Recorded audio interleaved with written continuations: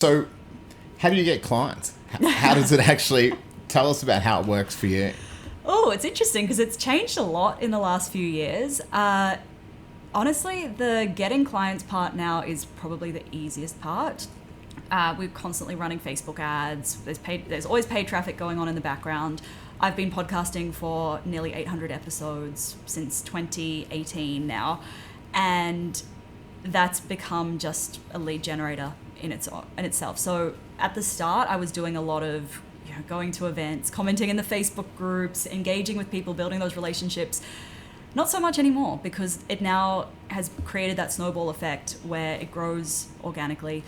Yes, I could put a lot more time and effort into getting more clients, growing my audience, but I don't want to build a massive empire.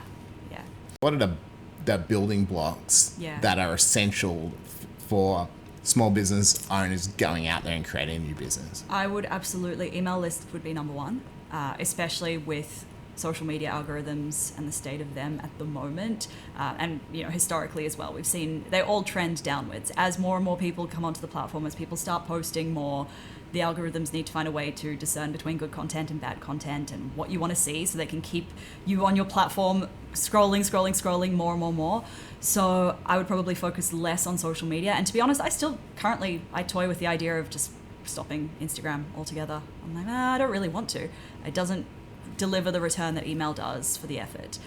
So email list, I'd probably start a podcast or a YouTube channel, and I would think about where am I reaching people outside of the podcast and YouTube channels. So the podcast and YouTube channel would serve to nurture people and to drive them onto my email list, but where else am I reaching people outside of that?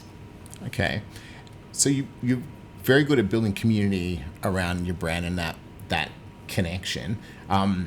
What are those other options? Because a lot of people start a podcast, a lot of people do video, and then what's the missing link between that and getting people to actually care?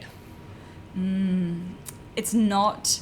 It's the human part. It's not the how-tos. It's not the tips and tricks. It's the, hey, this is my story, or this is my perspective on it, and it might be an unpopular opinion, but this is what I think. And then, it's going to be a little bit more polarizing, and it feels way more uncomfortable to share that kind of content than it does to share 3 steps to start a podcast. Yeah. Right? But the 3 steps to start a podcast it's generic. AI can copy that now.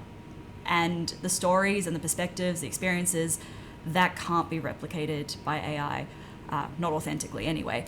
So it's like, well, that's the human element. That's the bit that's going to make somebody decide, oh, I could be friends with that person, or I feel seen and understood by that person, so now I'm going to go and try and work with them, find out how I can work with them, or take that extra step and get onto their email list and be in their brand world. Yeah. Is that what works for you? Yeah. Yeah. Historically, yes. You invest a lot in your own development as well, and you have.